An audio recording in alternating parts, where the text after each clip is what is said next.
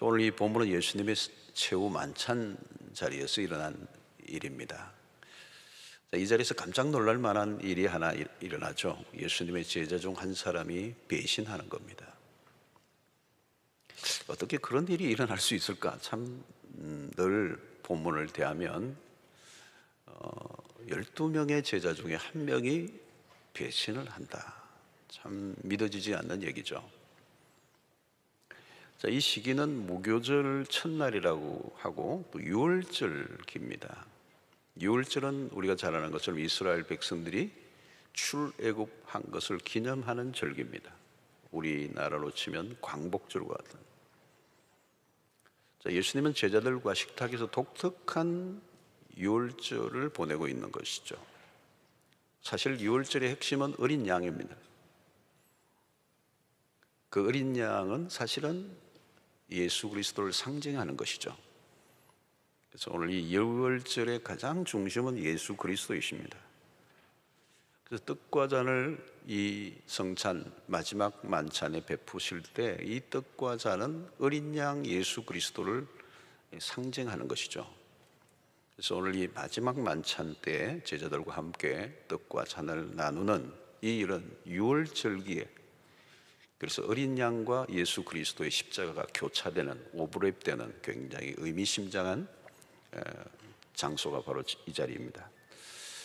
오늘 사건은 식탁의 자리에서 벌어집니다. 식탁은 어떤 곳입니까? 친밀한 사람들이 함께하는 자리입니다. 바로 그곳에 배신자가 앉아 있다는 것, 끔찍한 일이죠. 예수님은 이미 그 일을 다 알고 계셨던 것 같아요. 그래서 가룟 유다의 행동을 하나하나 아마 지켜보았을 것입니다. 또 눈에 띄었을 거고. 그러나 예수님은 그 배신자를, 그 행위를 폭로하지 않고 끝까지 안고 가십니다. 여러분, 배신은 죄 중에서도 질이 아주 안 좋은 겁니다. 왜냐하면 믿었던 사람에게 당하는 고통, 배신이기 때문에. 아주 믿었던 사람이 뒤에서 등을 꽂는 일이 배신이잖아요. 악한 죄죠. 아주 악한 죄입니다. 그런데 사실 이 인간사, 우리의 삶의 배신은 참 자주 일어납니다. 가룟 유다의 배신은 어떻게 일어났습니까? 궁금해요.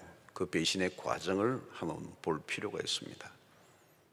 처음 시작은 이렇습니다. 요한복음 13장 2절에 보니까 마귀가 벌써 시몬의 아들 가룟 유다의 마음에 예수를 팔려는 생각을 넣었더라 그랬습니다. 여러분, 평소에 생각이 참 중요합니다. 행동 이전에 생각이 먼저 있었던 거예요. 생각이 없었는데 행동하지 않습니다. 생각이 먼저 있었던 거예요. 아마 인류 최초에도 하나님이 세상을 만드실 때 세상을 만드실 생각이 먼저 있었던 거예요. 그 다음에 창조가 있었던 거예요. 이 생각이 행동화되는 것입니다. 어떤 생각을 하는가가 중요하죠. 사탄이 그냥 가룟 유다의 생각에 예수를 팔 생각을 넣은 것은 아니에요. 가룟 유다의 마음 안에 먼저 부정적인, 예수에 대한 부정적인 생각이 먼저 들어있었던 거죠. 로마서 8장 6절을 보면 육신의 생각은 사망이요. 참 저는 이 구절을 읽을 때마다 놀라워요. 성경의 진단입니다. 육신의 행동이 사망이라고 얘기하지 않습니다. 육신의 생각이 사망이라. 영의 생각은 생명과 평안이다. 가룟 유다는 육신의 생각을 품고 있었던 것이죠. 영의 생각이 아니었습니다. 그러니까 마귀가 그 안에서 역사한 겁니다. 로마서 8장 7절에 육신의 생각은 하나님과 원수가 되나니 이는 하나님의 법에 굴복하지 아니할 뿐 아니라 할 수도 없습니다. 육신의 생각은 하나님과 반대의 길로 가게 한다는 거죠. 여러분, 마귀가 어떻게 활동하는가를 오늘 잘 보여주고 있습니다. 마귀가 바깥에서 난리를 치는 게 아니야. 마귀가 막 머리를 풀고 왔다 갔다 하는 게 아니고 우리의 생각 안에서 활동한다는. 마귀가 아무에게나 들어가 역사하는 것은 아니에요. 마귀가 주호하는 생각이 있는 거죠. 들어가서 활동하는 어떤 영역이 있는 거예요. 더러운 생각을 하는 사람들, 악한 생각을 품고 있는 사람들. 여러분, 나쁜 생각을 하면 마귀를 초청하는 것과 같습니다.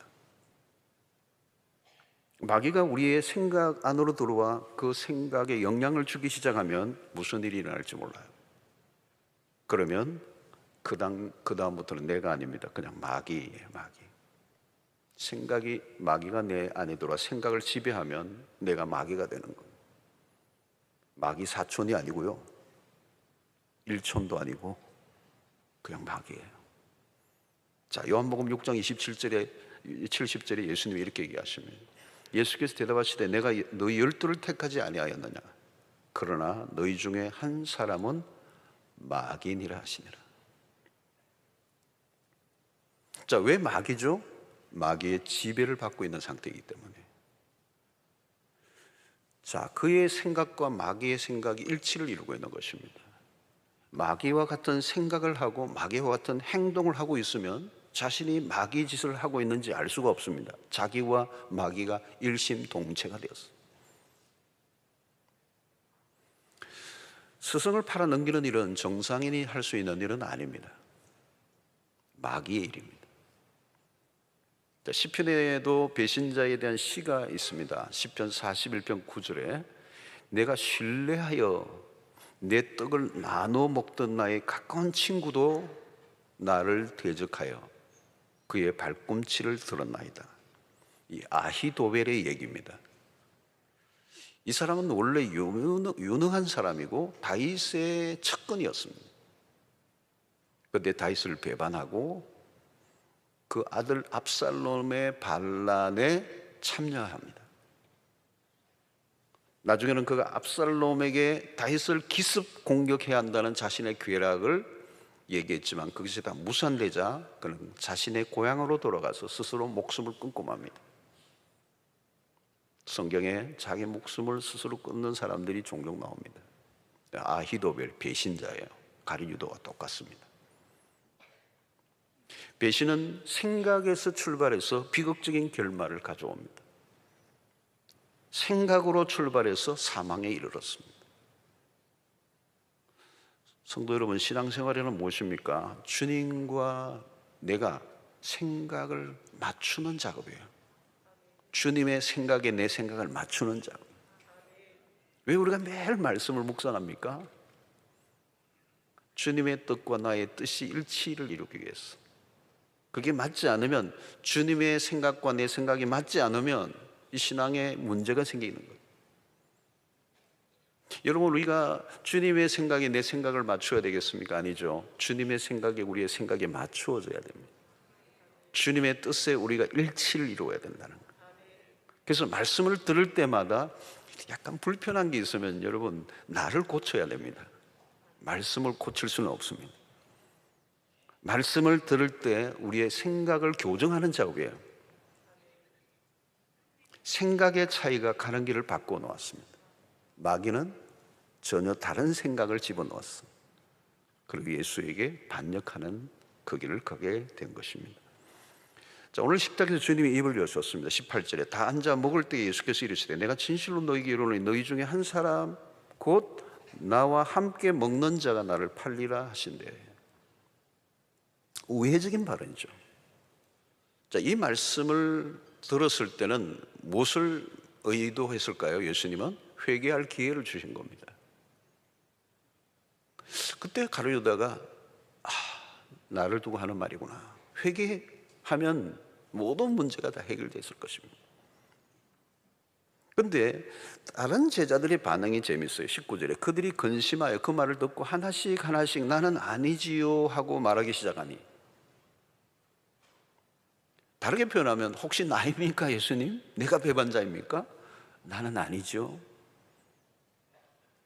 예수님의 말씀에 모두 자기를 의심했습니다. 중요한 부분입니다. 예수님은 분명히 가룟유다를 두고 하신 말씀이에요. 그런데 가룟유다는 꼼짝도 하지 않고 다른 제자들이 모두 마음에 찔렸던 것 같아요. 혹시 내가 죄를 짓고 있는 것은 아닌가 근심하며 말했습니다. 여러분, 이상한 현상이에요. 말씀을 들을 때 자기 자신에게 적용해야 한다는 거죠. 자기에게 적용하지 않고 도리어 다른 사람들에게 적용을 합니다. 유다는 나입니까? 하지 않았습니다. 여러분들 어떻습니까? 말씀을 들을 때 자주 찔림이 있습니까? 중요한 포인트입니다.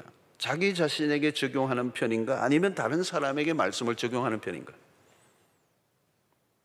만약 말씀을 자기에게 적용하지 않는다면 위험한 신호입니다. 말씀이 전해질 때 강한 부정을 하면 심각해요.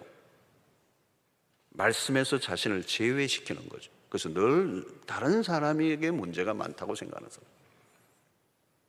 가룟 유다는 마리아가 옥합을 깨뜨릴 때도 가난한 자를 도울 수 있는 것을 낭비했다고 화를 냈습니다. 사실은 자기 적용이 아니에요. 여러분, 건강한 신자의 반응은 어떤 것입니까? 어떤 말씀을 들을지라도 자기에게로 가져가 그 말씀을 적용하는 사람. 혹시 내가 배신자는 아닌가?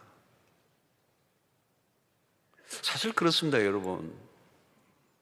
오늘 너희 중에 한 사람이 나를 팔 것이다 라고 얘기했을 때 예수님이 어떤 사람을 특정하지 않고 얘기하신 것 안에는 의도가 있어요. 모두 각자가 자신을 돌아보게 하는 것. 여러분, 우리는 누구든 오늘 이 자리에 앉아있는 그 누구도 스승을 팔 가능성을 가지고 있는 사람들이. 아멘 하고 싶지는 않지만 사실이에요, 여러분. 우리는 우리가 생각하는 것보다 훨씬 더 악합니다. 다른 사람의 죄를 보고 비판하지만 나는 한 수 더 뜰 수 있습니다. 더 이상 더 이하도 아니에요. 비슷하다는 거예요. 그러니까 혹시 내가 아닌가 하는 사람에게는 소망이 있습니다. 혹시 내가 배반자는 아닌가? 그러면 돌이킬 수 있는 가능성이 있어요. 근데 나는 절대 아니야. 부정하는 사람은 위험한 사람이에요. 말씀의 빛이 비추어질 때 자신을 돌아보아야 합니다. 아직 기회가 주어졌다는 뜻이죠. 내가 잘못했구나. 내가 왜 그런 짓을 했지? 미친 짓을 했구나. 내가 잠시 미쳤구나. 돌이키면 되는 거죠. 말씀이 들려지고 있는데 자신을 돌아보지 못한다면 위험한 상태입니다. 왜 그런 일이 날까요? 어두움 가운데 있기 때문에. 영적으로 어두움 가운데 있기 때문에. 가룟 유다는 예수님의 곁에서 마주하고 있습니다. 물리적 거리는 누구보다 가까이 있어요. 약간만 옆으로 기울이면 예수님의 귀에 자신의 얘기를 틀어놓을 수 있는 위치에 있습니다. 그런데 여러분, 물리적 거리와 영적 거리는 다를 수 있습니다. 예수님과 가룟 유다와의 이 거리가 이 정도 거리라면 누구에게도 말하지 않던, 다른 사람이 들을 수 없을 정도 둘만의 은밀한 얘기를 얼마든지 나눌 수 있는 관계예요. 바로 이때죠. 회개의 기회입니다. 회개하면 삽니다. 다시 시작할 수 있습니다. 죄를 지었다고 망하는 것 아닙니다. 망했다면 가룟 유다 벌써 망했습니다. 그러나 주님은 마지막까지 기회를 주십니다. 여러분, 예수님과 가룟 유다가 눈이 마주쳐도 한두 번 마주쳤겠습니까? 그러나 가룟 유다는 눈길을 계속 피한 것이죠. 예수님은 제자들의 발을 씻기실 때도 유다의 발을 동일하게 씻어주셨습니다. 그러나 가룟 유다의 마음은 굳게 닫혀 있었습니다. 여러분, 많은 사람들의 특징이 있습니다. 회개의 기회를 놓치고 또 놓치는 겁니다. 하나님은 인내하시고 또 인내하십니다. 결국 어떻게 됩니까? 회개할 마음을 계속 내가 막으면 기회가 사라져요. 여러분, 처음에는 회개를 안 한 것입니다. 그런데 나중에는 못하게 됩니다. 안 하는 것과 못하는 것에 차이가 있습니다. 안 하고 있을 때는 가능성이 남아있는 상태. 못한다는 말은 이미 상황 끝이에요. 절망적인 상태를 말하는 거예요. 완전히 망가진 상태인 것입니다. 성도 여러분, 우리의 일상을 한번 돌아봐야 합니다. 우리는 늘 실수합니다. 죄 안 짓고 살 수 없습니다. 회개하고도 또 죄를 짓습니다. 그러나 여러분, 분명한 것은 회개한 사람은 이전과 똑같은 죄를 반복해서 지지는 않습니다. 죄를 지어도 이전의 죄와 다릅니다. 태도가 다릅니다. 마음대로 못 짓습니다. 브레이크가 걸리게 되어 있습니다. 또 짓고 나면 마음이 불편하고 아픕니다. 마음대로 죄를 지을 수가 없습니다.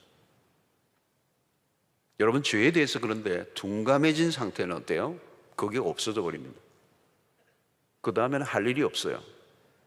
끝인 것입니다. 사랑하는 성도 여러분, 자세히 한번 보시기 바랍니다. 중요한 포인트예요. 일상에서 회개가 있는가 없는가. 언제 진정한 회개를 해본 적이 있는가? 여러분, 우리 그리스도인들에게 막장이라고 할 때 이 막장, 세상의 사람들이 막장 하는데 그 무슨 끔찍한 치졸한 죄를 지었을 때를 막장이라는데, 우리 그리스도인들에게 막장은 딴 게 아니에요. 회개 없는 삶이에요. 죄의식 자체가 없기 때문에 더 이상 갈 곳이 없다는 겁니다. 우리는 가룟 유다를 살펴보면서 날마다 우리가 늘 확인하는 것은 가룟 유다는 죄를 지었기 때문에, 스승을 팔았기 때문에 망한 것 아닙니다. 회개가 없었기 때문에. 베드로와 가룟 유다의 차이는 조금의 차이예요. 베드로 결코 낫지 않습니다. 그러나 그는 회개했습니다. 근데 가룟 유다는 후회만 했습니다. 후회와 회개는 다른 것입니다. 자, 예수님은 가룟 유다의 행동을 주목하시죠. 20절에 그들에게 이르시되 12 중에 하나 곧 나와 그릇에 손을 넣는 자니라. 요한복음 13장 26절에 우리 예수께서 대답하시되 내가 떡 한 조각을 적셔다 주는 자가 거니라 하시고 곧 한 조각을 적셔서 가룟 시몬의 아들 유다에게 주시니 그랬습니다. 예수님이 떡 한 조각을 나누어 주셨습니다. 여러분, 빵을 주시는 행위는 무엇을 상징합니까? 사랑의 손길이죠. 가룟 유다에게 마지막까지도 한 번 더 생각해 보라는 겁니다. 그러나 그는 그냥 받아 먹고 끝납니다. 돌이키지 않습니다. 회개 없이 떡 조각을 받습니다. 여러분, 마지막 만찬에서 이 떡 조각은 무엇을 의미합니까? 받아 먹으라 내 몸이니라 라고 하는 이 말씀은 그냥 떡 조각이 아닙니다. 그리스도의 몸을 상징합니다. 그 떡 조각, 주님이 주시는 그 사랑의 손길을 내밀었을 때 그는 무심하게 받습니다. 우리는 상상해 봅니다. 가룟 유다의 얼굴을 상상해 보아요. 아마 그의 얼굴은 돌처럼 굳어 있었을 것입니다. 여러분, 주님이 그 떡을 내미실 때 온몸이 떨려야죠. 진땀이 나야죠. 부들부들 떨려야 돼요. 근데 그냥 받아 먹어요. 이미 그는 화인 맞은 양심입니다. 영혼은 이미 죽어 있었고 마귀에게 점령을 당한 상태입니다. 자, 어떤 일이 일어나죠? 13장, 요한복음 13장 27절 그 다음 구절입니다. 조각을 받은 후 곧 사탄이 그 속에 들어간지라. 이에 예수께서 유다에게 이르시되 내가 하는 일을 속히 하라 하시니. 사단이 언제 들어갔다는 거죠, 여러분? 조각을 받은 후 곧 그랬어요. 회개 없이 떡을 받습니다. 상황 끝입니다. 그동안 내 모든 기회가 날아가 버립니다. 주님으로부터의 사랑의 손길을 거부한 그 순간 그는 마귀에게로 완전히 넘어가요. 주님에게 속한 자가 마귀에게 속한 자로 바뀝니다.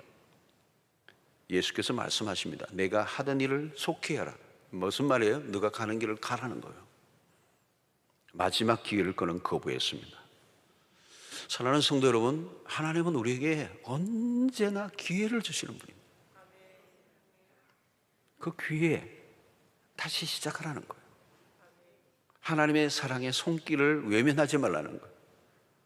주님은 우리를 결코 심판하기를 원치 않습니다. 기다리고 기다리시고 우리에게 회개를 돌아서라고 기회를 주시는 그 하나님의 손길을 외면하지 않는 자가 복된 줄로 믿습니다. 자, 이 가룟 유다는 결국은 이 안에 뭐가 있었습니까? 이 배반의 과정에 그의 모습을 우리가 보게 되는데 요한복음 12장 6절을 보면 이렇게 말하면 가난한 자들을 생각함이 아니요 그는 도둑이라. 돈꾀를 맞고 거기 넣는 것을 훔쳐가미르라. 그는 예수를 팔아넘겼습니다. 얼마예요? 은 30에. 그는 스승을 팔기 위해 흥정을 했습니다. 물건처럼. 볼곰스에서는 줄곧 가룟유다를 도둑으로 규정합니다. 그의 배신의 과정에는 돈이 연루되어 있습니다. 그는 이미 도둑이에요. 그가 돈꾀를 맡았다 그러는데 여기 돈꾀는 뭘까요, 여러분? 예수님과 함께 12명이 공동생활을 했습니다. 먹고 자고 활동했어요. 돈이 들 수밖에 없죠. 경비가 들어요. 그 경비가 어디에서 충당되었을까요? 당시 예수의 일행을 후원하는 후원자들이 있었습니다. 여러 여인들, 그죠? 나옵니다. 아마 가룟유다는 모든 경비를 본인이 이제 관리를 했어요. 돈이 들어오고 나가는 것을 다룬 것입니다. 이게 쉬운 일이 아닙니다. 주로 돈꾀를 맡은 사람은 조직에서 신임을 받는 사람입니다. 아무에게나 재정을 맡길 수가 없습니다. 재정을 맡긴다는 것은 신임의 증거입니다. 그런데 세상에서 자주 일어나는 일 중에 하나가 재정사고입니다. 자녀를 맡겨도 사고가 납니다. 믿고 맡긴 곳에서 사고가 나는 거예요. 그런데 처음부터 그런 일이 벌어지지 않습니다. 시간이 흐르면서 문제가 벌어집니다. 왜 돈꾀에 손을 넣었을까요? 탐심 때문입니다. 죄성을 가진 인간에게는 누구에게나 탐심이 있습니다. 내면에 탐심을 완전히 극복한 사람은 한 사람도 없습니다. 우리가 살아가는 동안에 이 탐욕은 다양한 얼굴을 하고 나타납니다. 탐심은 마음속에서 계속 자라나고 확장하는 잡초와 같아요. 그래서 이 탐심이 못하는 일이 없어요. 어느 정도일까요? 스승도 팔아먹습니다. 탐욕이 얼마나 강력한 것인가. 적당한 환경만 만나면 불꽃이 튀는 것입니다. 마치 불과 기름의 조합과 같습니다. 남자와 여자의 관계도 마찬가지예요. 이성과의 관계도 마찬가지예요. 늘 조심해야 되는 요구가 있습니다. 나는 괜찮다. No, 그런 게 없다. 탐심 때문에 그렇습니다. 돈 근처에 있다 보면 사고가 나게 되는 거예요. 고양이에게 고기를 맡기면 안 된다. 탐심을 해결하지 못한 사람이 돈 근처에 있으면 어떻게 해요? 사고가 나죠. 이성에 약한 사람은 스스로 알아서 그런 환경에서 들어가면 안 돼요. 명예가 약한 사람은 그 명예욕을 늘 조심해야 돼요. 처음부터 죄를 짓는 것이 아닙니다. 서서히 들어가다가 결국은 빠져나오지 못할 지경이 되는 것입니다. 가룟유다의 시작은 돈궤에 손을 넣는 것에서부터 시작했습니다. 처음은 작은 돈을 만졌을 것입니다. 그러나 조금씩 상습화되어 가는 거예요. 습관이 무서운 겁니다. 탐심과 습관이 만나는 거예요. 제자의 위치에서 가장 악한 죄를 짓는 단계까지로 발전했습니다. 그래서 성경이 이렇게 얘기하죠. 야고보 1장 15절에 욕심이 잉태한 적 죄를 낳고 죄가 장성한 적 사망을 낳는다. 욕심이 잉태하면 반드시 죄를 낳는다. 잉태하면 낳게 됐어요. 그리고 그 죄는 가만히 있지 않아요. 계속 부풀어져요. 어디까지요? 사망에 이르기까지. 그러니까 가룟유다의 이 얘기는 배신은 일어날 일이 일어난 겁니다. 여러분, 우리도 헌금할 때 시험, 유혹이 있습니다. 11조 하나님께 속한 것이잖아요. 내 것이 아니에요. 그래서 말라기 선지자는 당시 백성들이 하나님의 것을 도둑질한다고 책망했죠. 하나님께 것을 탐낸 것이죠. 여러분, 하나님의 것에 손을 대면 다른 것은 말할 것도 없습니다. 어디에나 도둑은 있어요. 교회 안에서도 사역을 하는 동안에 돈을 만지는 일들이 있는 분들 조심해야 합니다. 돈을 만지다 보면 영혼의 때가 묻을 가능성이 높습니다. 그래서 속담에 그런 말이 있습니다. 금을 계속 만지면 손이 더러워진다. 정신을 바짝 차려야 되죠. 공사를 구분해야 합니다. 자신을 믿으면 안 된다는 거예요. 죄를 지을 가능성이 있는 환경에 들어가면 안 된다는 거예요. 피하는 게 상책이다. 자신이 죄를 짓지 않도록 투명한 시스템 안으로 들어가야 합니다. 그리고 자신이 그 부분에 약하다라고 생각이 들면 처음부터 안 하는 것이 가장 좋은 것이에요. 사랑하는 성도 여러분, 탐심이 결국 그를 집어삼켰습니다. 그 죄가 돈을 사랑하던 그 마음이 결국은 스승까지 팔아넘기는 이 인간의 연약함을 우리가 보게 되는 것입니다. 결국 가룟유다는 12제자에서 탈락하고 맙니다. 제자로 부름을 받았으나 배신자로 끝을 맺습니다. 그런 시작과 끝이 달랐습니다.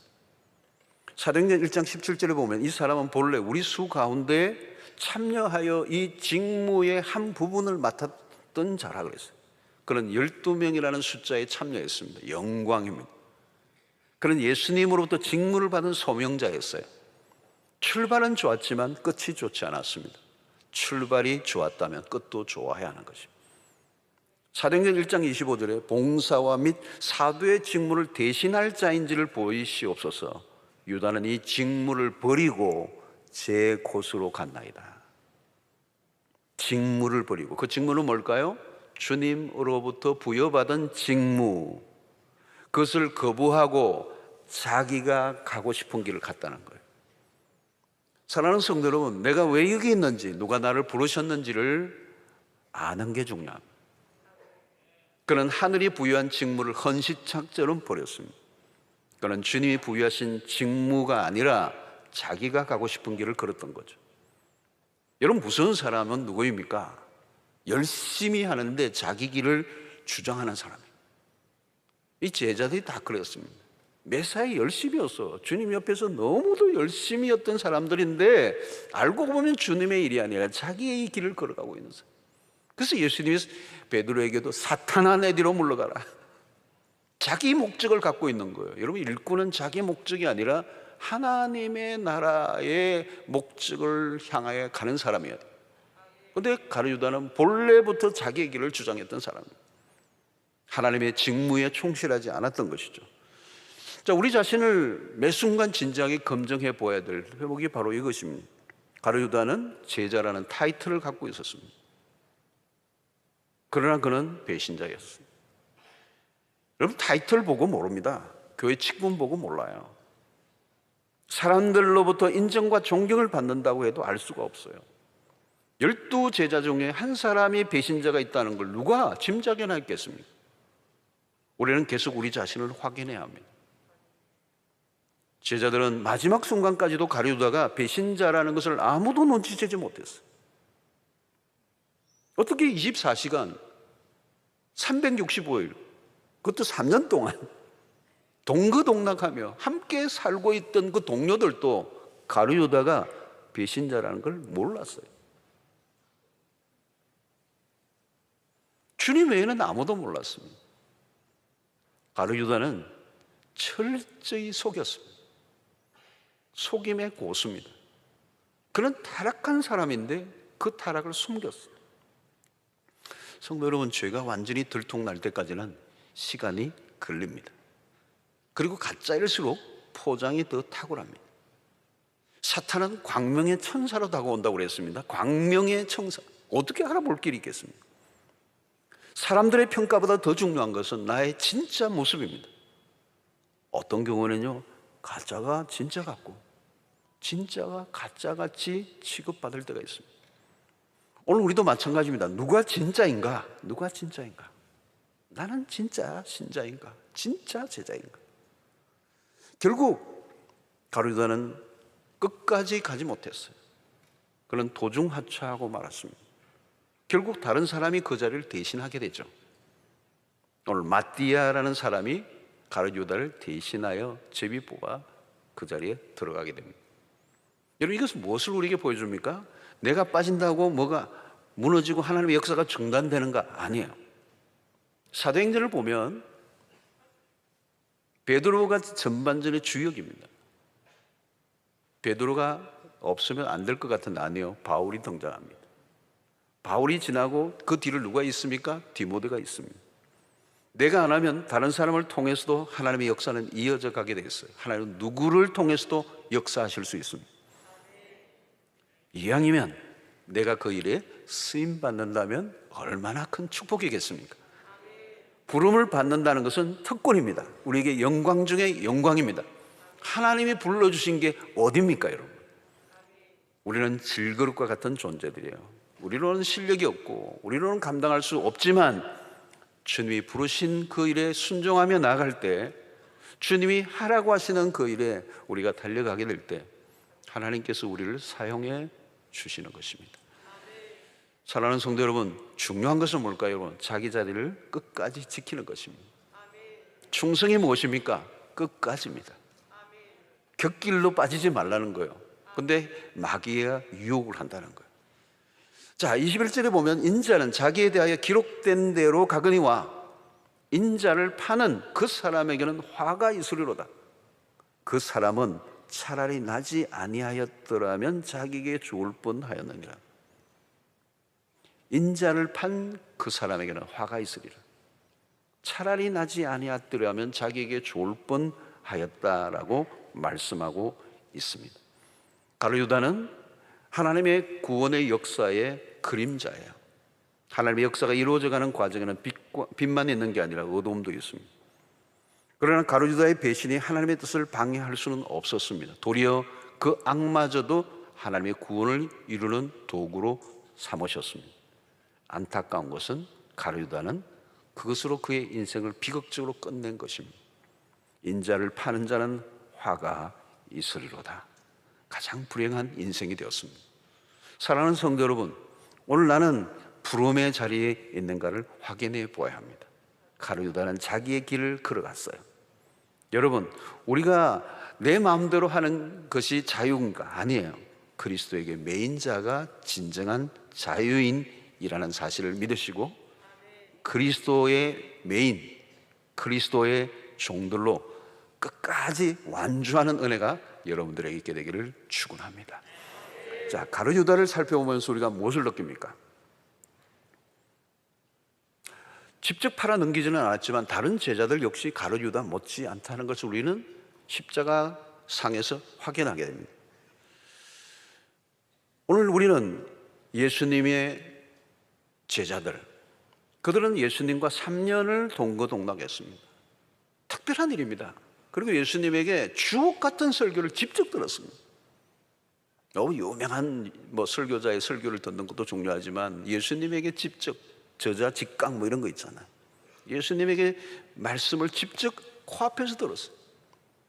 기적의 현장을 수없이 경험했습니다.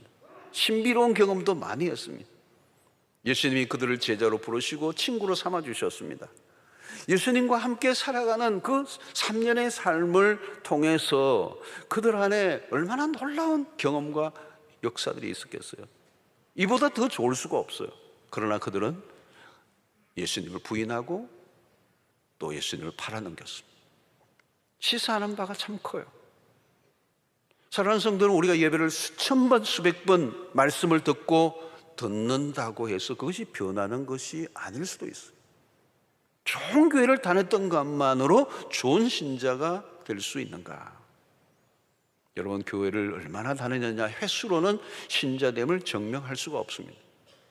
은혜의 사각지대가 있어요, 여러분. 은혜의 사각지대. 봉사를 하고 있지만 은혜의 아웃사이드에 있는 사람들. 이상하게도 은혜를 받는 순간에 그는 자리에 없어. 아니, 은혜의 자리에 앉아 있는데도 불구하고 영혼은 잠금장치. 말씀을 셀 수 없이 듣고 들었는데 하나도 말씀에 그 영혼에 파고들고 스며들지가 않아. 그러니까 가룟 유다는 예수를 믿다가 타락한 사람이 아니고 그는 근본 예수를 안 믿은 사람, 하나님을 만난 경험이 없는 사람.